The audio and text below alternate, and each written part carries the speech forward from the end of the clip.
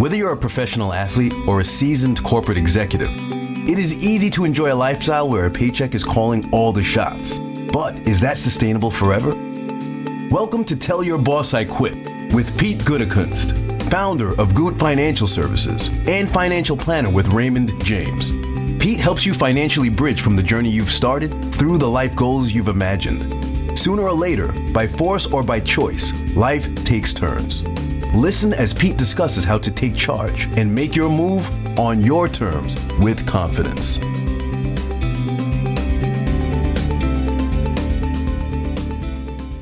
Have you picked up your new 2023 calendar? I mean the one with the big boxes for each day, so you can write down everything you intend to do. Well, the organized planners of the world will tell you this is the time of year to reflect on the past months and create a plan for moving forward. Your host, Pete Gutekunst, is here to share how New Year's resolutions might be hard to keep, but financial goals can be set, they can be adjusted, and they can be reassessed at any time of year. Although, no time is better than now, right? So, Pete, we do tend to think about a fresh start with the new year, but at least this past year, thinking about the past may be downright discouraging. Really now? Yeah. Well, I guess it could be a little discouraging, but I think for almost all investors, 2022 was a difficult year, but you can't dwell on what happened. And we always need to focus on where we go from here. And the Marine in me thinks of, one of the famous Marine Corps quotes is, "Retreat, heck, we're just advancing in a different direction." I like it. I like it. And that's what planners do. We look at where we are and where do we go from here. So we don't want to get stuck and burdened by what we feel happened this year. How do we move forward from here, and where do we move at this point? And we had a podcast not too long ago where we mentioned a lot of investor quotes, and one that I love is Sir John Templeton: "The best time to invest is now." And I'll put one. Maybe someday someone will Google this and they'll find this famous financial planner quote. Pete Gutekunst says, "The best time to plan is when you have tomorrows." And I really believe that. We look at where we are today and where are we going to be and where are we going to tomorrow. And as long as we have a place that we're heading to, this is the best time to be planning. And I think that's why holiday time is such a great time of year to be planning, because our tomorrows actually, in this case, are going to bring us to a whole new year. And so we can really be thinking about what the next year can bring in the years ahead. So it's a good time to reflect. It's a good time to remember, but it's also a good time to wish and dream and just really think about what's possible. And that's what we really want to be focusing on, I think, at this time of year. I really love that phrase about the tomorrows. That's fantastic, Pete. And I'll bet you one day it will be. Somewhere in Google, it'll be in there. That's right. You'll look it up. You'll find it. So I'll be one of those guys with a quote. That's a goal I have. See, I'm already setting goals for next year. Love it. But now, okay, what comes first? Setting goals or organization of your financial information? That's a great question. And I want to tell you my own personal story about just this past Thanksgiving holiday. I'll tell you a story as a dad, and I'll just tell you as a story as a person like everybody else who has dreams and wishes and is trying to just make their own financial plans looking forward. And my daughter was home for Thanksgiving. I've got two grown kids who are out of college. I have one still in college, and my oldest, my daughter, was home, and she's really contemplating a lifestyle change. She has taken on a career that has some seasonality to it. So I've never worried about my oldest. She always lands on her feet. I'm not worried about her financially or anything like that, but it's a little bit of a different path that maybe I would have taken. So it's a little scary. It's exciting. It could be financially precarious. And she had a lot of things going on in her mind. Where should I go? And what job will I have when I get back from some travel? Because right now she's planning on doing some world travel because she has the opportunity to do that. And had so many questions up in the air. And I found that we had what I call a what matters most conversation. And what I discussed with her is, what is it that you're really let's just get it down to a couple of things. So for her, it was goals that really came first. And what she was most worried about is she was worried about being a young adult she's been out of college for a while and she wants to be doing all the right things. Her father's a financial planner, so she wants to be setting out and saving correctly or appropriately or doing the right thing and starting to invest and save early, which is great. She knows that she is trying to be financially responsible. She's trying to get herself on a good foundation. But she's also, like I said, she's got an opportunity because of the seasonality of her job to do some travel. So she wants to have this investment component working for her. And because she's going to do some travel, she's going to need to have cash on hand when she gets back, because when she returns, she won't just be right back at a traditional job and getting a paycheck right away, like, a more, I'll call it normal thing, let's say. And then if this all works out the way she hopes, she can work the seasonality work and she'll do it again next year. And so we really broke those down as her three key things is, what do you have? What do you want to save for the year as far as your investing is concerned or your retirement plan? What do you need to have on hand when you get back? And then if you're going to do this all over again this time next year, what will you need to have saved to be able to take that trip, to be able to do that traveling? So we set all of those goals, and then we started to figure out, okay, what do you have?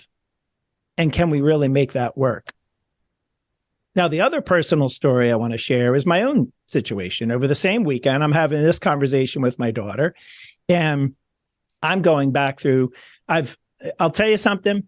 I've been married 30 years, and I always said that, the most stressful thing that people do is they buy a house. You got to some point, make the deal, get the offer you want, pack up everything you own and move somewhere else. But I've been a parent. I've had teenagers, so that could be up there.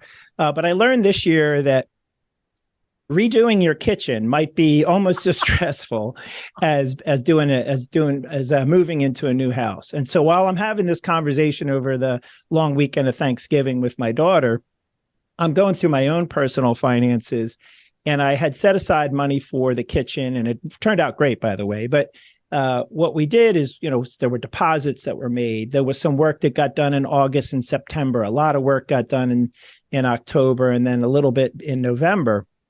And I kind of lost balance a little bit. I felt I was a little out of balance as far as keeping track of my cash flow. And I thought we spent more than I had expected.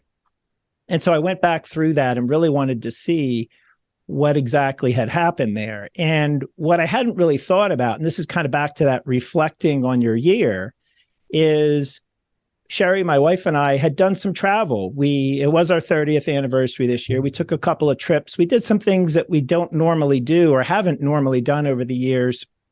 And that was really what I found was it wasn't more that we spent on the kitchen. It was more of doing things like that.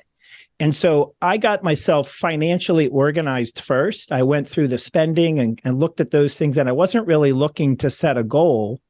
And what I discovered was I did something that I really enjoyed and that I believe Sherry and I would like to continue to do more of now that the kids are grown and we feel we have more time for that.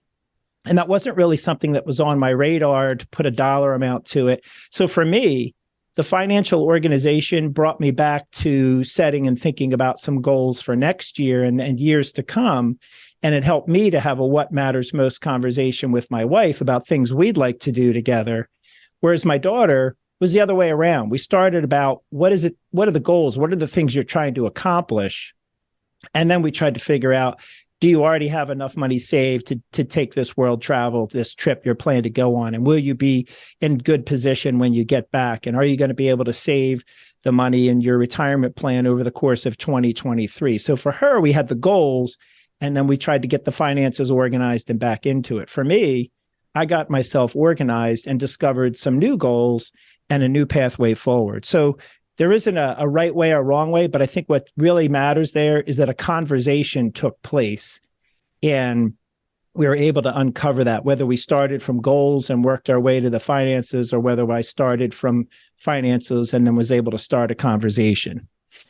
How do you know where to start, though? How do you know where to start? Well, part of it is I think you have to just be asking yourself very specific and asking yourself the right questions. And so for my daughter, in her case, she had a lot of balls in the air. She was thinking about where she was going to go and how she was going to map out this world travel plan.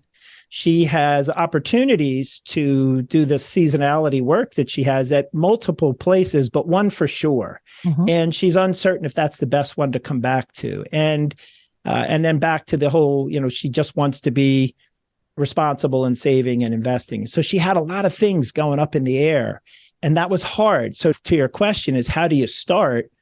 What we did is I just said, hey, let's just stop and let's just write down the things that really have to happen. You're taking this trip. You are going to come back from this trip, and you're going to need to have something in the bank in order to be able to start off and go back into the seasonality work that you're going to be doing.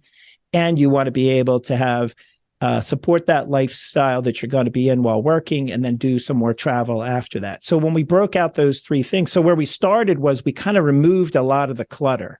Mm-hmm. And for me, what I did was I just started to get things organized, and I wasn't really sure what questions I was asking myself. I am a financial planner. I've prepared and think about things. Like I said, the kitchen, we planned on doing the kitchen. I had the money set aside. It wasn't like somebody showed up and built a new kitchen and I said, oh gosh, where are we going to get the money for that? So we had thought ahead of it. But for me, it was really just getting clarity of the picture and seeing what is it that we have and where do we want to, is there something we want to do differently or new with any of that excess resources that we have? And that's, I think, where you start. Is you have to have that what matters most conversation with someone, whether it's by yourself, sort of to yourself, or whether it's with, whether it's with your spouse. But you really have to find out what those couple of things are that are most critical, and then you can start to have a little more clarity rather than getting too much thinking all at once. What do you think makes this time of year a good time to actually sit down and do this planning? There is a seasonality to the end of the year. And what happens is you ask me, where do you start? And that's where people, they just get so cluttered and it's a lot of work. And we here as financial planners and as a professional office, that's a lot of what we do is help you bring that together. And we have ways and tools and things that we use to pull it all together. But the seasonality at the end of the year this is a time when some of that work is done for you, or it's more easily compiled by you. And if you think about it, your investment statement might show what you had at the beginning of the year and what you have at the end of the year, but it also probably shows things like what you contributed and how much you put in. And so you can really get some, one full year data on that. And you started out by saying this is a discouraging year, and maybe people don't want to think about how their investments did this year. But if they had captured that snapshot at the end of the previous year and the year before that and the year before that, and you took a 3-year perspective, if you had compiled that at the end of the year, then you'd be able to say, well, yeah, this wasn't a great year, but if I look at where I was 3 years ago, not 1 year ago, I'm doing okay. And so that information is just automatically prepared for you. A lot of times the credit cards will do that. You can request a credit card. If they don't do it automatically, they'll just give you a summary of your spending. And they do a pretty nice job of putting it into categories. And so you can see how much you spent at restaurants and how much you spent on airline tickets and how much you spent in different categories. And so that makes this a good time of year simply because you're doing it when some of those things are prepared for you. Now, I feel you can do this at any time of year. What I personally did is I gathered my spending for the year in a tool, and I could have done that at any time. And gone back 6 months or 12 months. But there's a degree of that's happening all at once. And the other big part of this time of year is just time. I would have never had that conversation with my daughter if, one, she wasn't home and visiting and spending time with us because it was the holidays. Two, I was taking some time away from the office and not working And we were just in an environment where we were able to have time to reflect, time to have that conversation. And we wouldn't have done that if it was just a Tuesday or a weekend somewhere in the middle of the year. But this was a time when we had the time and had the perspective to really think about it. Now, you mentioned tools, that there are tools that can be used. Tell me more about tools and resources to get organized and to keep track of your spending. Yeah, well, believe it or not, I kind of dabble in different things just to try things out so I can tell clients or people some things I've tried if they want to give it a shot. But there are a number of budgeting software tools out there. One is called YNAB. You Need a Budget is what YNAB stands for. I'm dabbling with something called Pocket Guard right now. I believe Microsoft Money has reinvigorated their tool. That was one that was around years ago, Quicken.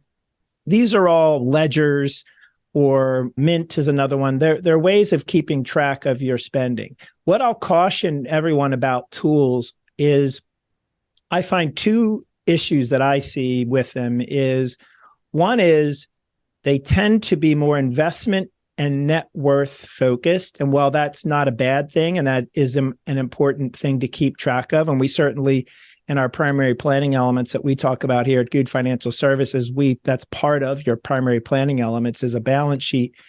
I find that the tools are more geared at keeping track of where your investments are going. And we said this would have been a tough year to do that.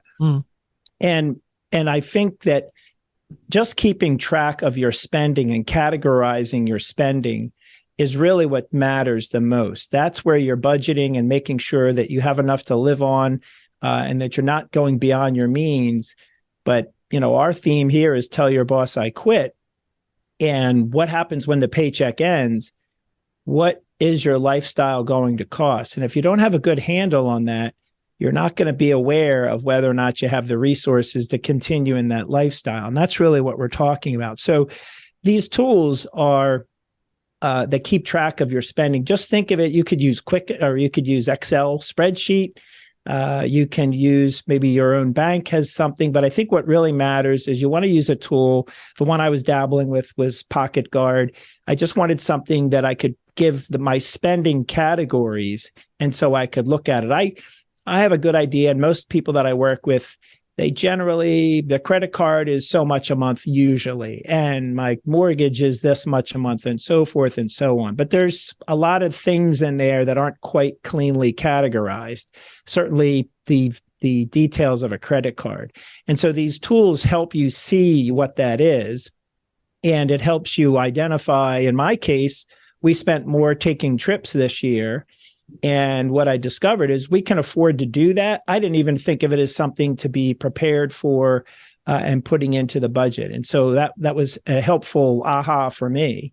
But it's also something that I want to be sure is part of our plan in our sustained lifestyle. So that's really where I think some of those tools are. The other thing about these tools is they can be free.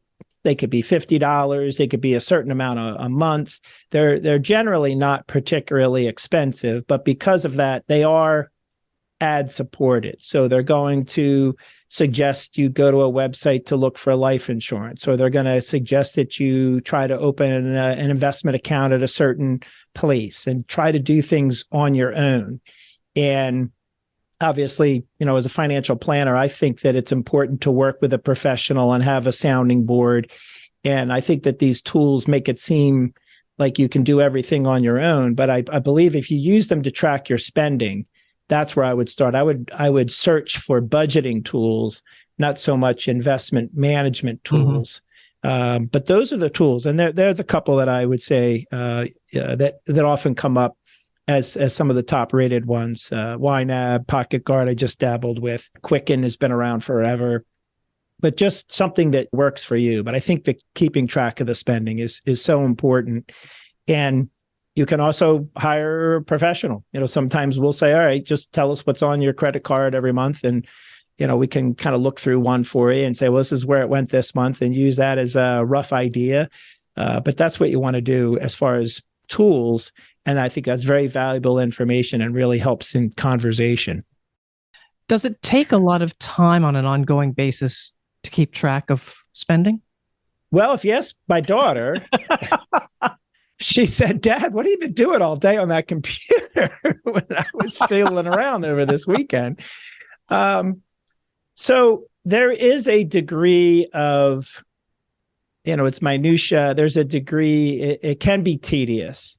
And so that's why I like the tools, the budgeting tools, they generally will do a pretty good job of guessing and putting a category to something. And again, since we're talking about planning going forward, instead of doing what I did, which was I went back 6 months and looked through a whole lot of things and spent a lot of time. And I was also just trying to determine if it was a tool I wanted to even make use of or tell somebody about giving a try. So I was willing to do that. And we do some of that here in the office. Not everyone's going to be willing to do that. But these tools, so it can be tedious and time consuming. But once it's set up, it's not so hard to keep set up because then it automatically recognizes categories. And if you go to Wegmans, it knows that's groceries. And so on the other hand, if that just sounds like I'd rather, poke my eyes out than do something like that. I'm not a financial planner. The tools are very good about downloading things as you go. And so I think just doing the current 30-day period, it could be something you spend a little bit of time on maybe for the past 30 days and then the 30 days going forward. And you'll probably find in 60 to 90 days, without too much work, you've got things set up. And a year from now, maybe that's your goal for 2023 is just to make sure you kind of stay on top of that. So a year from now, then you will have a good year's worth of data that didn't take a lot of time. So if you want to know it all at once and be ready going into the new year, maybe you need to put in a little bit of time. If you want to make it a goal to be organized in your spending and your budgeting and your tracking, maybe that's your goal and it won't take too long if you're willing to just do a little bit every month as you balance your checkbook or however you go about it. You have a book, Tell Your Boss I Quit. Mm-hmm. What advice do you have for anyone who just might be thinking about going up to the boss and saying, I quit. I'm out of here, right? I'm out of here. Well, first of all, I would say dream big. Don't let anything inside your head or what you think is on paper hold you back. Start big. But at the same time, don't leap without measuring. So imagine what you would like to do. And I'm trying to come up with the right word for it, but I have found that retirement is no longer ending work or ending earning a paycheck, but it's ending going to work for a company and getting that regular paycheck and the regular cash flow. And so find out, like I said, is know what you need to spend and what your lifestyle costs. And if you go back to my story, you might have thought your lifestyle didn't include taking a few trips and doing some special things like we did this past year. And now that I know that it is, I want to make sure that cash flow is going to be there to support that. So you want to measure and know what things are. But at the end of the day, what it comes down to is the conversation I talked about that I had with my daughter and sort of self-reflected with myself. And that's a what matters most conversation. And what I would tell people who are ready to turn off the paycheck and tell their boss they want to quit is what matters most, and figure out what those things are. And you will discover that you either have a much easier path in front of you because when you see what matters most and that those are the things that are going to be easy to accomplish financially, it makes that decision so much easier. On the other hand, you might find I'm unwilling to sacrifice or give up some of those things, and that's going to be a challenge or a risk in case my next endeavor doesn't work out. And so I really think that you need to have that conversation that will then lead to what it is that you're going to need to support those. So that goes back to your first question. Do you set the goals and then organize your finances, or do you organize your finances and set the goals? I don't care which one you do first, but you got to have that what matters most conversation. And that's what I would say for 2023. Start thinking about that, and then you'll be ready to know where to go from there. Of course, You could also just call Gute Financial Services, reach out to us. We would love to have a conversation with you. This is what we do every single day, is we talk to people who are contemplating trying something new. They're contemplating walking away from the job they've had for a long career. And that's really what it's all about. And that's really where we come in and help you have that conversation and determine, can you do the things you want to do, support the lifestyle you want to support, be able to have holidays and talk with your adult kids and maybe their kids about what they're doing. That's what we're here for. We want to help make sure that lifestyle can happen. So pick up the book, tellyourbossiquitbook.com to get a copy. Go to gutefinancial.com. That's our website. Plug into our calendar if you want to have a conversation. We're here at peter.gutekunst at raymondjames.com. Always happy to have a conversation. And at this time of year in particular, like I said, dream big and have a great new year. All right. And to know when Pete's next episode is ready for you, follow this podcast. If you find the information helpful, please share with friends and family. And thanks for being with us. Thank you for listening to Tell Your Boss I Quit. Click the follow button below to be notified when new episodes become available. To learn more about defining your financial purpose and how you can thrive and not sacrifice your spending in retirement, download Tell Your Boss I Quit by Pete Gutekunst. The information covered and posted represents the views and opinions of the host and or guests and does not necessarily represent the views or opinions of Raymond James. This content has been made available for informational and educational purposes only. The content is not intended to be a substitute for professional financial advice. Always seek the advice of your financial advisor or other qualified financial service providers with any questions you may have regarding your individual situation. Securities are offered through Raymond James Financial Services, Inc., member FINRA, and SIPC. Investment advisory services offered through Raymond James Financial Services Advisors, Inc. Gute Financial Services is not a broker-dealer and is independent of Raymond James Financial Services.